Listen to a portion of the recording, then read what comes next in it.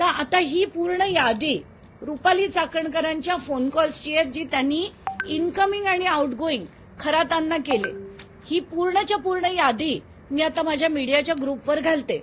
ह्याच्यात 177 कॉल्स आहेत. त्याच्यात जसं मी आधी म्हटलं कॉल रेकॉर्ड्स म्हणून मी ती सगळी नावं वाचून दाखवते.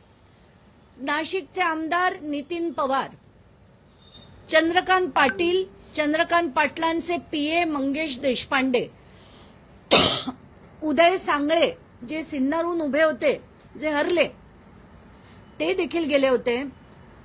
आमदार विधान परिषदेचे शिवाजी शहाणे, पद्मश्री पोपटराव पवार, रामदास खेडकर जे दादा भुसेनचे पीए आहेत, दीपक केसरकर यांचे आधी मला एक नंबर जो माझ्याकडे होता तो सापडला नाही, पण जेव्हा मी ट्रू कॉलरवरनं नंबर्स शोधत होती तेव्हा मला दीपक केसरकरांचा एक नंबर मिळाला, ज्याच्यातनं 19 कॉल झाले होते.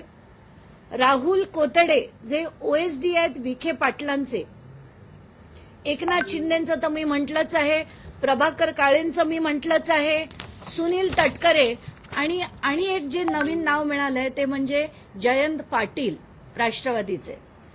मला हे नाव वाचून मात्र नक्कीच दुःख झालं, कारण त्यांच्याकडनं अशी अपेक्षा मला नक्कीच नव्हती की ते अशा बाबांकडे काही भविष्य विचारायला किंवा काय विचारायला, त्यांना कोण घेऊन गेलं, हे सगळं म्हणजे जाणून दुःख झालं की त्यांच्याकडनं अशी अपेक्षा मला नव्हती.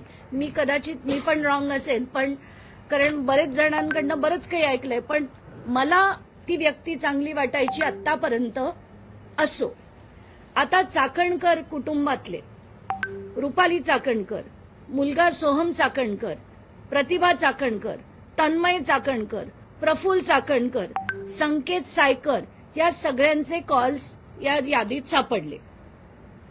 आता रुपाली चाकणकरांनी काल एक फेसबुक पोस्ट लिहिली आणि त्या फेसबुक पोस्टमध्ये त्यांनी लिहिलंय की माझ्यावर जे एक्झॅक्टली धनंजय मुंडे बोलत होते, एक्झॅक्टली तेच शब्द की माझ्यावर मीडिया ट्रायल होते, माझ्या विरुद्ध पुरावा दिला जात नाहीये, माझं अमुक नाहीये, माझं तमुक नाहीये, असं जे विधान त्यांनी काल केलं फेसबुक पोस्ट थ्रू, आणि त्या पण एक्झॅक्टली धनंजय मुंडेंसारख्या सध्या मीडियातनं गायब आहेत. जसे धनंजय मुंडेंवर जेव्हा आरोप झाले ते देखील त्यातनं गायब होते. तर आता ही पूर्ण यादी रुपाली चाकणकरांच्या फोन कॉल्सची आहे, जी त्यांनी इनकमिंग आणि आउटगोईंग खरातांना केले. ही पूर्णच्या पूर्ण यादी मी आता माझ्या मीडियाच्या ग्रुपवर घालते.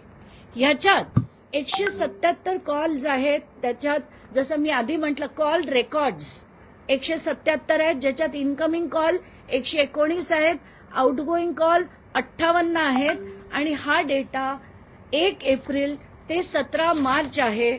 आणि इंटरेस्टिंगली 17 मार्च पर्यंत अगदी त्यांचा फोन बंद होईपर्यंत रुपाली चाकणकर त्यांच्याशी बोलायच्या, आणि एका दिवशी तर तब्बल 22 मिनिटं गप्पा मारत होते. हे कशाच्या गप्पा होत्या, त्यांना त्यांच्या संस्थानाची बोलणी होती का, आणि त्यांना अजूनही जर वाटत असेल की मी काही चूक केलेलं नाहीये तर परमेश्वरच जाणो. कारण आत्ताच्या घटकेला ही मी जी यादी काढली आहे आणि याच्यात बाकीची जी नावं आहेत त्याची मी चौकशीची मागणी SIT कडे केली आहे. त्याच्यात टोटल जे टॉप 10 फोन नंबर्स आहेत ज्यांनी सगळ्यात जास्त वेळ खरातांशी बोललेत, त्याच्यात पहिल्या नंबरवर त्यांची मुलगी आहे, मी समजू शकते. दुसऱ्या नंबरवर रुपाली चाकणकर आहेत, 33,727 सेकंद ह्या त्यांच्याशी बोलल्या.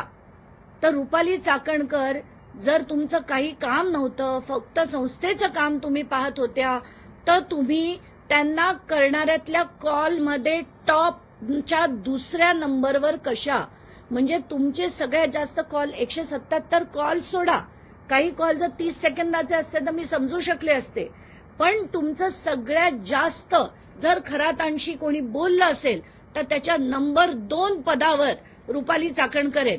आता बाकीची नावं मी वाचून दाखवते. पहिली आहे तृप्ती, दुसऱ्या आहेत रुपाली चाकणकर. बोललं असेल तर त्याच्या नंबर 2 पदावर रुपाली चाकणकर आहेत. आता बाकीची नावं मी वाचून दाखवते.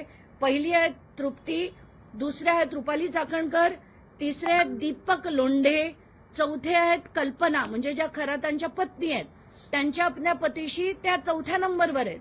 पण सेकंड नंबरवर रुपाली चाकणकर, तिसऱ्या नंबरवर दीपक लोंढे, आणि एक महत्वाचं नाव आहे, त्याच्याबद्दल मी सगळं बोलणारच आहे. माझी एसआयटीकडे मागणी अशी आहे की जेवढे प्रॉपर्टी डिलिंग्स, पैशाचे डिलिंग्स, जे जे जमिनी घेणं, MIDC जमिनी मिळवून देणं, यासाठी ज्या ज्या अधिकाऱ्यांनी आणि त्यांच्या अतिशय जवळच्या लोकांनी जी मदत केली त्याची मी नावं वाचून दाखवते. दीपक लोंढे हे सगळ्यात त्यांच्या जवळचे होते आणि हे केसरकरांच्या पण अतिशय जवळचे आहेत. त्यांचे 189 कॉल्स आहेत. बाळासाहेब बोराडे 156 कॉल्स आहेत. नंदकिशोर काटोरे हे खरं डॉक्टर आहेत, यांचा रोल मला पूर्णपणे आता बोलता येत नाहीये, पण अतिशय विचित्र असा रोल आहे त्यांचा. सचिन चुंबाळे 177 कॉल आहेत. या डॉक्टर नंदकिशोर काटोरेंचे 106 कॉल्स आहेत. मंगेश नवाळे 110 कॉल्स आहेत.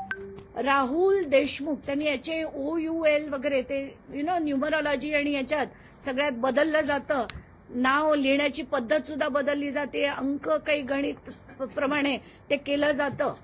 असो, अविनाश पोटे जे सिन्नर MIDC मध्ये ऑफिसर आहेत, त्या MIDCच्या जमिनींचा रोल कमलाकर पोटे आणि अविनाश पोटे यांचा एक्झामिन करण्यात यावा. महेंद्र शेळके पाटील यांचा देखील त्याच्यातला रोल हा इन्व्हेस्टिगेट झाला पाहिजे.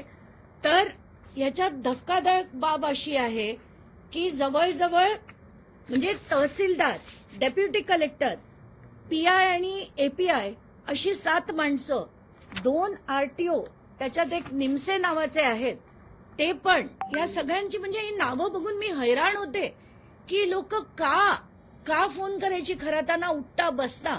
इतके 100 शेकडो कॉल त्यांनी कशासाठी केले. आता रुपाली चाकणकर म्हणाल्या की माझा काहीच त्याच्यात हात नव्हता, मी काहीच चुकीचं केलं नाहीये. मग रुपाली ताई, हे जे झालंय की तुम्ही 5 तारखेला आयोगाकडनं जी नोटीस पाठवली होती आणि त्याच्यात तातडीने म्हणजे 9 तारखेला तुम्ही त्याचं जे हिअरिंग घेतलं, इतकी काय घाई झाली होती खरातांची प्रकरणं संपवण्याची, तुम्हाला याची चौकशी झाली पाहिजे. आणि म्हणून आपल्या रुपाली चाकणकरांना SITने ताबडतोब खरं बोलवलं पाहिजे होतं. आता महिना उलटून जातोय तरी पण त्यांना बोलवलं जात नाहीये, याचं मला नक्कीच दुःख आहे. मी परत त्यांना लिहित राहणार आहे. जोपर्यंत या सगळ्यांना बोलवलं जात नाही, या सगळ्या राजकारण्यांना शो कॉज नोटीस पाठवली जात नाही, तोपर्यंत हे सगळं चुकीचं होतं असंच माझं मत आहे. आणि जनतेचं आय एम शुअर, सगळ्यांचं, साध्या नागरिकांचं सगळ्यांचं हेच मत आहे. दुसरी गोष्ट, प्रतिभा चाकणकर आल्या आणि म्हणाल्या की ती खाती खोटी आहेत, माझ्या सह्या खोट्या आहेत, हसत हसत बोलत होत्या आणि म्हणतायत की मला काही कोणी बोलवलं नव्हतं, आम्हीच इथे फेरफटका मारायला आलो. हे जे आहे ही पाठवलेली नोटीस आहे आणि ही मी मुद्दाम, कारण पोलीस अधिकाऱ्यांना तुम्ही विचारा, SIT कडे आणि सगळ्या 3 ठिकाणी चौकशा सुरू आहेत. एक नाशिक CP, एक अहमदनगर SP आणि एक SIT. SIT चौकशी करते महिलांच्या अँगलवर, नाशिक अहिल्यानगरचे करतायत समता पतसंस्थेच्या आणि इतर पतसंस्थेच्या बाबतीत, आणि इतर सगळी चौकशी नाशिक CP करतायत. तर ही मी विनंती केली त्यांना की मी माझ्याकडे जी माहिती येते मी पहिली पोलिसांना पाठवते, त्यानंतर 2 दिवस गेल्यानंतर मी ती माध्यमांना माहिती देते, कारण आम्हाला माहिती आम्हाला काय करायचं आणि काय नाही. तर ही हे जे लेटर आहे ते मी मुद्दाम मागितलं की मला हे लेटर द्या. या म्हणतायत की मला चौकशीला बोलवलंच नव्हतं. हे लेटर आहे ज्याच्यात सरळ सरळ पहिलं नाव प्रतिभा चाकणकरांचं आहे आणि दुसरं नाव तन्मय चाकणकरांचं आहे. यांना चौकशीला बोलवलं गेलं होतं. म्हणजे ही सगळी मंडळी किती दादांत खोटं बोलतात हे मला दाखवायचं होतं. आता ज्या लोकांनी प्रचंड प्रमाणात मदत केली आहे खरातांना, तर आता ही नावं सुद्धा बाहेर आणणं गरजेचं आहे. मागच्या माझ्या पत्रकार परिषदेत मी म्हटलं होतं की एक डेप्युटी कलेक्टर आहेत, ते त्यांना खूप मदत करतायत.